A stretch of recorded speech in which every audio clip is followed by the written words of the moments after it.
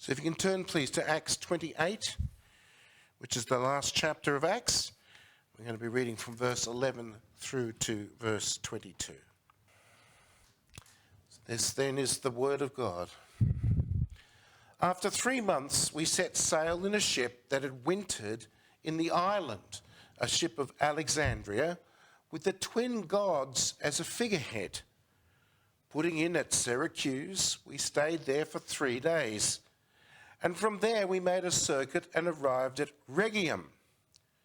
And after 1 day, a south wind sprang up, and on the second day we came to Puteoli. There we found brothers and were invited to stay with them for 7 days. And so we came to Rome. And the brothers there, when they heard about us, came as far as the Forum of Appius and the 3 taverns to meet us. On seeing them, Paul thanked God and took courage. And when he came into Rome, Paul was allowed to stay by himself with the soldier who guarded him. After 3 days, he called together the local leaders of the Jews. And when they had gathered, he said to them, "Brothers, though I had done nothing against our people or the customs of our fathers, yet I was delivered as a prisoner from Jerusalem into the hands of the Romans. When they had examined me, they wished to set me at liberty, because there was no reason for the death penalty in my case. But because the Jews objected, I was compelled to appeal to Caesar, though I had no charge to bring against my nation. For this reason, therefore, I have asked to see you and speak with you, since it is because of the hope of Israel that I am wearing this chain." And they said to him, "We have received no letters from Judea about you, and none of the brothers coming here has reported or spoken any evil about you. But we desire to hear from you what your views are. For with regard to this sect, we know that everywhere it is spoken against." So may God bless his word to us this morning so that we may learn from it. So, this is part 62 of our reading through the book of Acts. And we are well into the last chapter, chapter 28. And with Paul, we are making our way finally towards the great city of Rome. And Luke documents the final part of their journey here, which involves 3 short boat trips. I'm just going to go to my little map here so you can see the journey and where these places are. So you can see that we started off in Caesarea. They changed boats initially at Myra. They then managed to get to Crete, and they were at that place called Fair Havens, and thought they'd just come along a little bit to Phoenix, but that's when the storm hit, and it blew them away from Crete and right along going west. They went all the way to this little island called Malta, and it was there that they were shipwrecked. And they were there at Malta. They were saved. God had promised them that they would be delivered, that no one would lose their life, and that's exactly what happened. Everyone managed to make it to shore, whether they could swim or not. God saved them. They were welcomed by the Maltese people there, and they were looked after, and they stayed there for 3 months. And it was after those 3 months, when the weather had improved, that they began to get another ship to go towards Rome, to rejoin their journey to Rome. And so you can see here that from Malta, those 3 arrows going up represent 3 little boat trips that they took before walking the final leg to Rome. And so beginning from verse 11, this is the 3rd ship that they've actually used. First one, of course, got them to Myra. The second one got ruined and shipwrecked on Malta. So this is the 3rd boat that they've used. And this one, unlike their previous ship, they'd made it to Malta before that stormy season, before that wind came up. And so they safely waited out the winter there at Malta. Now, after 3 months, as we said, the season had come to resume sailing, with the weather being more favourable. And this ship is an Alexandrian grain ship, similar to the one that got wrecked. But this one has a figurehead, we're told, carved into its bow of what's called the twin gods. Now, I thought I'd just explain to you what this is. Because you see, this is about the superstitious nature of sailors. Because as we've seen, sailors have to brave the seas and the wind, and so there's danger always. And there's always been something mysterious about the sea. They think of monsters that are there or strange creatures, that there's always temptations and dangers because it's so mysterious. They don't know what's over the horizon. So the sea has always been a bit mysterious. And so sailors, ever always, have been keen to have any fortune on their side. And so the theory here was that by having the twin sons of Zeus, who were called Castor and Pollux, we probably know them also from the star sign Gemini.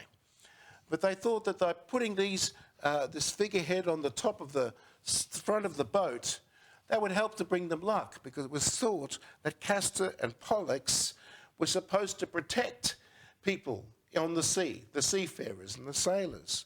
But of course, it's kind of ironic, isn't it? Because these passengers on this ship have just witnessed the very real saving power of the God whom Paul worships.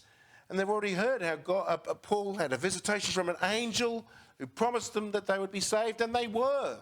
So they've actually seen and had an example of the real God who really protects sailors and who controls the stormy seas and the stormy winds. And I wonder if when they got on this boat, and here's these two little, wooden figures of the fabled sons of Zeus, hopefully going to protect them, that these guys that you guys don't really know who the real God is. These guys aren't going to protect you. Let me tell you about the real God who protects. I wonder if that was a bit of a conversation starter, pointing to these twin gods, so to speak, on the front of the boat. Nonetheless, they island hopped from the island of Malta to the bigger island there, the island of Sicily. You've probably heard of Sicily.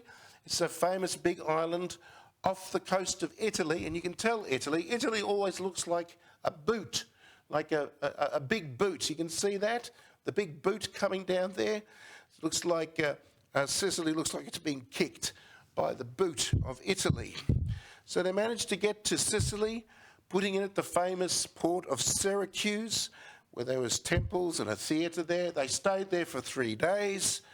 Then they finally reached the mainland at Rhegium, which is located right on the toe of the boot of Italy. Then they had another quick sail with the benefit of the southerly wind, we're told, which took them to the port of Puteoli, which otherwise, if they hadn't have taken that journey by boat, it would have been a 257-mile march by road, so much better to go by boat. But it's at Puteoli that they get off the boat, and the rest of the trip is going to be on foot to Rome. And Luke tells us that when they got to Puteoli in verse 14, that Christianity was there because there were some believers. They met some believers in Puteoli. So that tells us that Christianity wasn't just in Rome, but that it had spread deeper into Italy as a whole. Now, Puteoli was some 130 miles south of Rome proper. And there had been people from Rome in Jerusalem at the time of Pentecost, when the church was founded, which was actually some 35 years previously. That was in Acts 2:10. You might remember when we read about when the Holy Spirit came. And at that time, there were some people from Rome. It says that in Acts 2:10. And so perhaps those people got saved, went back to Rome, and maybe established the church there. Of course, Paul, he wrote a letter to the church in Rome. He wrote it about 2 or 3 years before this time. And, of course, we still have that letter today, which is called Who knows what Paul's letter is called? Does anybody know what Paul's letter is called that he wrote to Rome? It's in the Bible. Sorry, what was that? Romans, yes. See, you're going to be Bible scholars, I can tell. Yes. And maybe this is how these Christians in Puteoli knew about Paul, because they probably heard the letter being read out to them from Paul, encouraging them, telling them about what the gospel is and how to behave as Christians. And so they probably knew Paul, and suddenly they hear that this same guy has just come on a prison ship and he's here in Puteoli. I think we should take note in verse 14. In verse 14 there, it talks about the hospitable nature of these Christians who had put Paul and his companions up for a whole week while the bigger travelling party, because you remember you've got Roman soldiers and other prisoners preparing to push on towards Rome by foot. And here are these Christians offering hospitality for a week to Paul and his companions. And that is always a distinguishing mark of Christians. It's always been that we Christians, we are generous, we're kind, and we're hospitable. And Jesus said that would be a mark, that people would see the love that we have for one another. We're different, you see.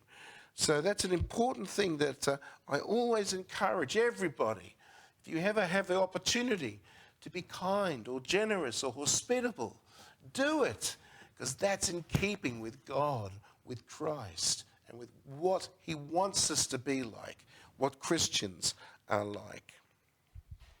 Well, these Christians at Puteoli not only gave Paul and his companions hospitality, but I think some of them ran back to Rome and told the Christian church there that Paul, that guy who wrote that letter, he's here and he's coming to Rome. Because what we read about is that some people from the Christian church in Rome, they sent a delegation. Some of them came down to meet Paul, firstly at a place called the Forum of Appius.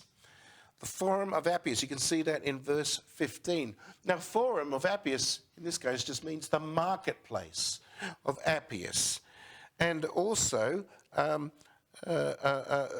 they also met him a bit further along at the Three Taverns.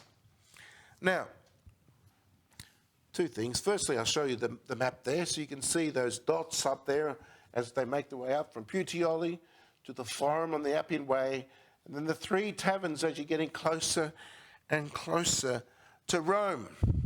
Now, it's called the Forum on the Appian Way, or the Appius, because of this road that you see here, which is called the Appian Way. This was the main Roman road running from the south of Italy all the way up to Rome. And it's still in existence today. Here it is. So you can actually walk on the very stones that Paul walked on his way to Rome. Originally, it was some 350 miles long. Some of it has been, of course, built over. But close to Rome in particular, it's still in this amazing, pristine condition. And you can see there the quality of the work of the famous Roman roads. And when we were in Italy, Angela, we were actually close to it, and I didn't realise. And I could have gone to see it myself, and I didn't. So I missed out. So that'll be something that I'll have to do in the future. But I think it's interesting to note in verse 15, just going back to the scriptures there, Paul seems to have been really affected when he met these Christian brothers and sisters, because it says there in verse 15 that Paul thanked God and took courage. And I don't think it was just a quick, oh, thank God, gosh, I feel so encouraged now. It wasn't just a quick thing like that. It was more. It was more than that. Because after all, you've got to remember that Paul had longed to visit Rome for so long. He wanted to come and impart to the Roman church, because he had written those 3 years ago when he wrote that book of that letter of Romans. Let me quote to you a little bit about it. This is in Romans 1, 9 to 15. He says, "For God is my witness, whom I serve with my spirit in the gospel of his Son, that without ceasing I mention you always in my prayers, asking that somehow, by God's will, I may now at least succeed in coming to you, Roman church, for I long to see you, that I may impart to you some spiritual gift to strengthen you. That is, that we might be mutually encouraged by each other's faith, both yours and mine. I don't want you to be unaware, brothers, my brothers in Rome, that I've often intended to come to you, but thus far I've been prevented, in order that I might reap a harvest among you as amongst the rest of the Gentiles. I am under obligation both to Greeks and to barbarians, both to the wise and to the foolish, so I am eager to preach the gospel to you who also are in Rome." So that was 3 years ago. He was saying, I so want to come, I long to come. So Paul was obviously personally invested to go to Rome. And the end of Romans, the letter, Romans 16, 1 to 15, lists several people who Paul knew who were in Rome. And it's interesting because one of them, or a couple of them, is actually Priscilla and Aquila, who you might remember we met in Acts 18, who worked really closely with Paul in Ephesus. And maybe Priscilla and Aquila might have been two of the people that had come down from Rome to meet him and welcome him. But apart from this relational aspect, of course, remember, Paul had been commanded by Christ himself. In Acts 23:11, do you remember Paul's in the prison in Jerusalem, and the Lord appears and stands by him and says, "You must testify in Rome just like you testified about me in Jerusalem." So he had a commandment. He was on a mission from God, if you like it says in the Blues Brothers. They were on a mission from God. Yet it seems that circumstances seem to conspire against him. Now, if you've been told something that God wants you to do, you'd think that God would make it easy. You'd think that God would just make everything just straightforward. Everything's prepared. You just have to walk forwards, and that because you're doing God's work, right? So everything's just going to be easy. But that's not what happened. Circumstances seem to conspire against Paul. Think about what happened. He had to battle all the way. I was just making a list of the things that happened to him, right? So originally he had planned to make his way to Rome straight after visiting Jerusalem. You remember, he went to Jerusalem to give a gift, a financial gift to help the needy church. And once he'd done that, he was going to go to Rome. That was his plan. You can read about that in Romans 15 from 25 to 29. But what happened instead?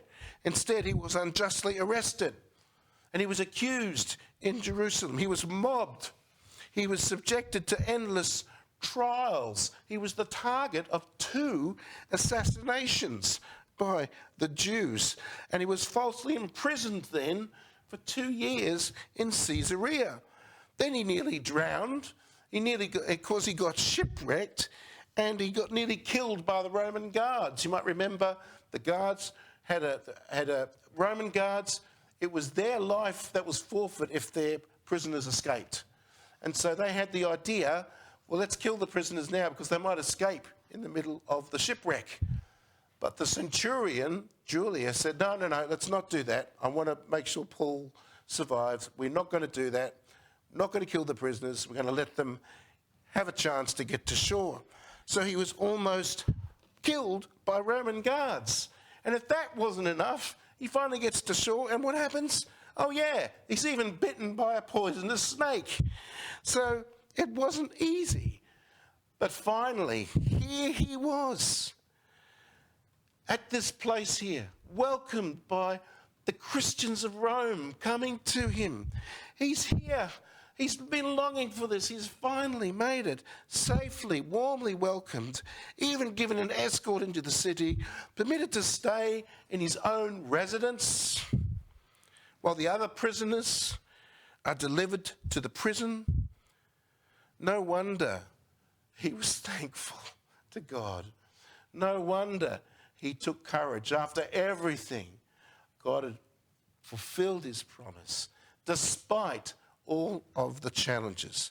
We are meant to be impressed, folks, when we read this, by God's faithfulness and providence, both of which are so overwhelmingly evident here, despite the obvious resistance pitted against Paul and the cause of the gospel. And we mustn't be naive here. The devil is at work. There are plenty of examples in scriptures where God wanted to do something and the devil rose up and tried to do harm. When Jesus was born, the king went to kill all of the children under 2, and he found out that they were in Bethlehem. So there's a challenge here, always a challenge, to prevent the cause of the gospel. And here it is. Here's God's apostle. It's no mistake that all of this challenge and this resistance came against him. Stories like this, and even you might remember the story of Joseph in the Old Testament, another example of someone who had to walk through a really long journey of ups and downs, even though he had the promise of God, but he was thrown in prison, he was denied justice, he did everything right, and yet he was falsely accused, thrown in jail a couple of times. But in the end, he rose to the position of the Prime Minister of Egypt, and he gave salvation not only to the Jews, but also to the Egyptians and the other nations around. It reminds us all to be patient and long-suffering in the midst of hardship. And we all go through hardship, right? Yet we are confident that in the end, God will be vindicated and you will be delivered. I think this also, this story here of Paul just sort of stopping for a moment and giving thanks, I think it reminds us that it's good to stop and reflect how we got from where we were to where we are now. And I'm always amazed, guys, and I even did this recently with Angela. We were in our room, and I just turned to her and I was just thinking about all the things that had happened in the last year. And I'm amazed how often it is that I've just taken God for granted. When I actually sit down and think of all the things that happened, with cancer scare and being able to go through the hospital and being here, was I ever going to preach again? Because you can hear it's affected my voice a little bit, but I'm doing it. I'm still okay. And we're getting blessed by it. And God is just so good. And yet I just took it for granted. I didn't realise how much he's done for me and how much things have progressed for the good. It helps to remind you of God's provision and kindness and to give thanks with a grateful heart, because I know I don't deserve any of it. It's just because God is kind. It's because of his grace. And I was also thinking that when they finally got to Rome and Paul was given his own little place to have under guard, so he was under house arrest, but all the other prisoners were delivered safely to the jail there in the Rome. But I wonder that the centurion Julius, who you might remember was in charge of getting all the prisoners safely, well, what a journey he'd had. He probably thanked God that he was able to deliver all of the prisoners safely to Rome. I think he would have been pretty relieved to actually have made it, to hand them over after such a harrowing journey that he had to go. And he had to make some very key decisions, didn't he, to be able to get everybody safely there. But I wonder that he probably went for a well-deserved holiday afterwards, or maybe retired. Maybe he thought, that's enough. I don't want to go through that again. But I do think that there's a good chance that he became a Christian, because he was really impressed with Paul. He listened to what Paul said and he believed the word of the Lord, and he was a good man. So I wouldn't be surprised if we meet this guy, Julius, the centurion, in heaven. Now have a look at verse 16. It says there that we learn about Paul's house arrest, which is fairly lenient. He's allowed to have visitors and receive provisions and support, but he's also under constant guard 24 hours a day, 7 days a week. Now, it doesn't tell you here, but I can tell you that then the guards were typically chained to the prisoner. So there would have been a guard chained to Paul, probably on his wrist. He would have been chained. And in Peter's case, you might remember he had 2 guards. He was chained to him, but here was probably just 1 guard that was chained. Now, the guard was changed every 4 to 6 hours. So what that means is that Paul would have had at least 4 different soldiers chained to him that he could evangelize every day. So these guards, you just imagine that you sort of change to the Apostle Paul, right? Who's just this amazing witness and example of good Christian living and truth and integrity. And here you are. Oh, hi, Paul. What do you want to talk about? Ah, well, says Paul, let me tell you some things about Jesus. So it begs the question, who was captured to whom, really? Whilst he was under guard at this time in Rome, while he was there at this time, and he ended up being 2 years in Rome, Paul wrote his letters or epistles. He wrote these letters, which we have today in our Bible. So he wrote the Ephesians, he wrote the letter to the Philippians, to the Colossians, and to Philemon, who, by the way, Philemon, if you've ever read it, is a story about a slave who is actually owned by Philemon, who's a Christian. And the slave's name is, I think it's Onesius. And it actually says in Philemon that Onesius became a Christian while Paul was in chains. So this guy, Onesius, became a Christian while Paul was in Rome. So here's Paul reaping a harvest, even though he's chained up in Rome. So these letters are often called the prison letters because they were written while he was in prison. And Paul, we can tell it's in the prison because Paul occasionally says of himself that he's a prisoner of Christ Jesus, or he says he's an ambassador in chains while he's there in Rome.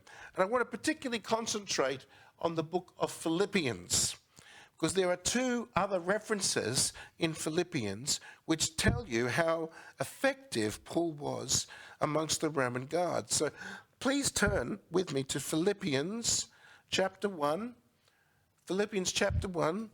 verses 12 to 14. So Philippians chapter 1, verses 12 to 14. So let me to read this to you. So this is Paul writing to the Christians in Philippi, to the Philippians there. He says, I want you to know, brothers, that what has happened to me, and he's talking about him being in prison, as a prisoner in Rome, what's happened to me has really served to advance the gospel, so that it has become known throughout the whole imperial guard, and to all the rest that my imprisonment is for Christ. And most of the brothers, having confidence in the Lord because of my imprisonment, are much more bold to speak the word without fear. So Paul's opportunity to witness to his guards whilst chained to him resulted in at least some of them being converted, and yet others probably being sympathetic and perhaps supportive of Christianity. And note that these guards were just ordinary soldiers. Paul here says that they are members of the imperial guard, so they're connected to the service of the Caesar, the emperor himself. And this is borne out actually at the end of the letter to the Philippians, because in Philippians 4:22, at the end, Paul writes, all the saints greet you, especially those of Caesar's household. So there are saints in Caesar's household. Now, Caesar's household here probably refers to anyone connected with the imperial emperor's personal servants. So that include the soldiers, slaves, or freedmen doing some service for him. So it's most likely that some of these had become Christians rather than members of the emperor, who was the Emperor Nero at this time, rather than the Emperor Nero's family. But all of this would have been really encouraging in Philippi, because Philippi was a Roman colony. So to hear that there was some in the inner circle of the emperor himself who had become believers would have been really encouraging. So here's Paul, the chained prisoner, infiltrating even the emperor's circle. Just amazing.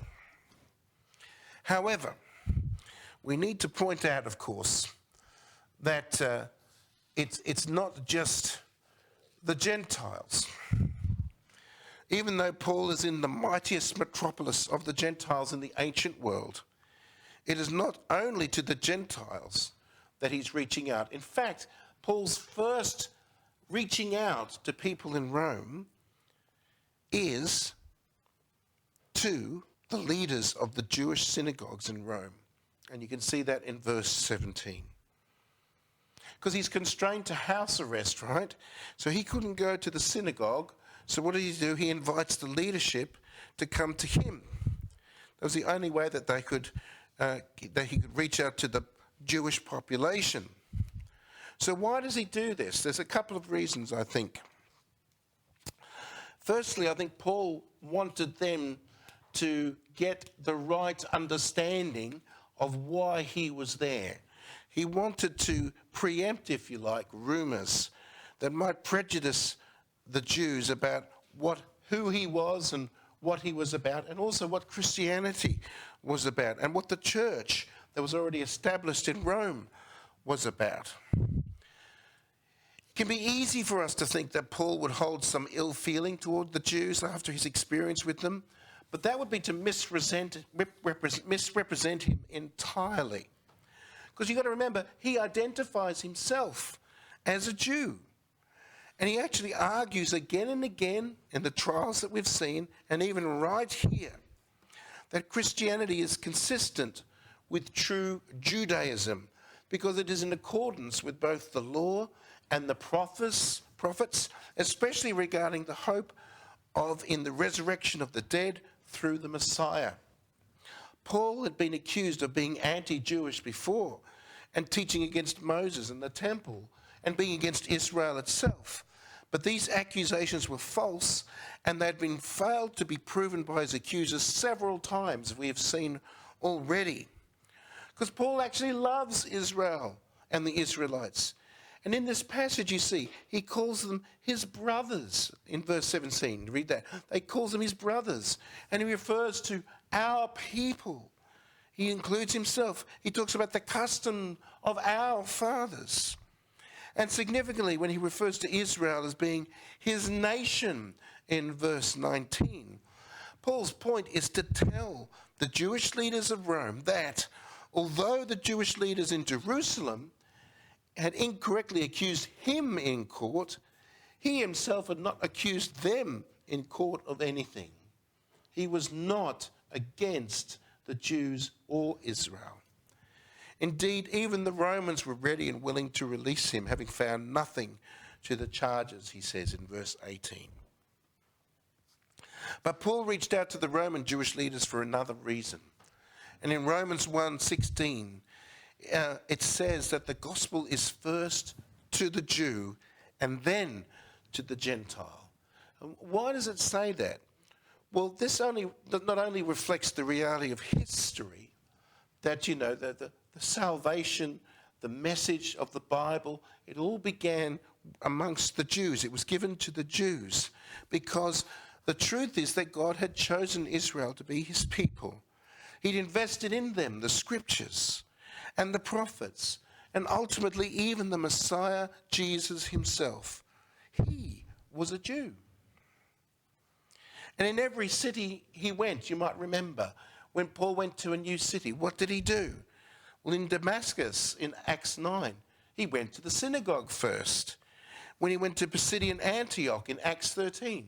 He went to the synagogue first. Or in Corinth in Acts 18, he went to the synagogue first. That was his modus operandi. That was his usual practice. It made sense in one way because they knew the scriptures. So when he was talking about Jesus being the Messiah, fulfilling the scriptures, it helps if you know the scriptures. So that makes sense. But it's also because this is the pattern that was established by God. And it mentions it in Isaiah 49:5-6, where the Messiah is to be a light to the nations. But he's sent also to restore the tribes of Jacob. So gathering the synagogue leaders in Rome is actually consistent not only with Paul's usual practice, but also with the pattern established by God throughout the scriptures.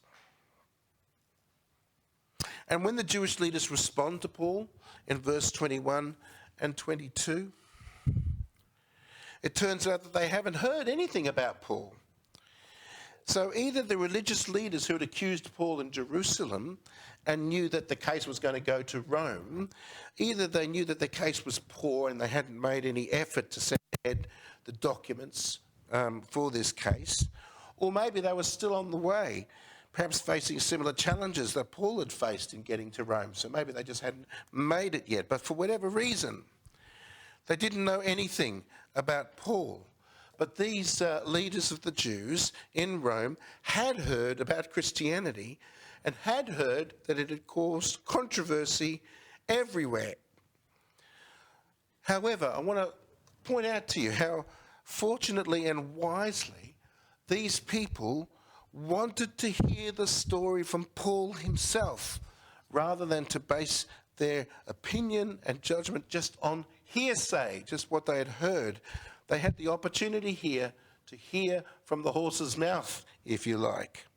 So they gave Paul the unique opportunity, which was no doubt God-given, to set their record straight and deliver a proper presentation to them about how Jesus was the hope of Israel. They'd been longed for so many centuries and predicted by the scriptures.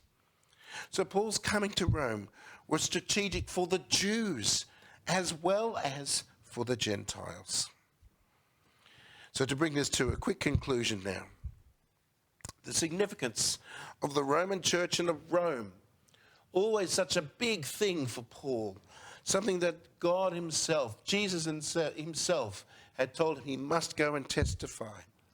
It was never an end in itself, however, but rather the idea is for it to become a launching pad for the gospel, to penetrate into the rest of the Roman Empire, as well as the Jews in Rome and beyond. You see, Paul himself, once he was released, intended to, and all indications are, that he did go to Spain after this. In Romans 15:24-28, Paul talks about his plan to go to Spain after Rome. Paul no doubt hoped that the Roman church would grow and mature, and that some Jews would join the church as well and understand the full message of the gospel that he had written to them in the the letters to the Romans, so that they could all join him and get involved with the missionary zeal. Because as all roads led to Rome, all roads led out of Rome into the regions where Paul wanted to go. Because Paul wrote of his ambition to preach the gospel where Christ had not yet been told, and where people had yet to hear the name Jesus and to understand the gospel. So in many ways, getting to Rome was not the end of the journey, but actually the beginning. And the fact that we Gentiles here, we're Gentiles from all different nations, you know. I'm from Australia, Angela's from South Africa, we've got people from Pakistan, people from the Netherlands? From Belgium. And also we've got the boys who've got their roots in Ghana. Yep. In our small little group, look at us all, Gentiles from all the different nations. We're here today worshipping God together. It's testimony that the gospel did indeed go out into all the world. And you know, this was all happening around AD 60, 61, 62. In AD 70 was fast approaching. Time was running out for the Jews because of an unparalleled national calamity in the form of the destruction of the Jewish temple in AD 70 after a widespread Jewish rebellion was just around the corner. In 10 years or so, the Jews will be facing a crisis of faith and devastation.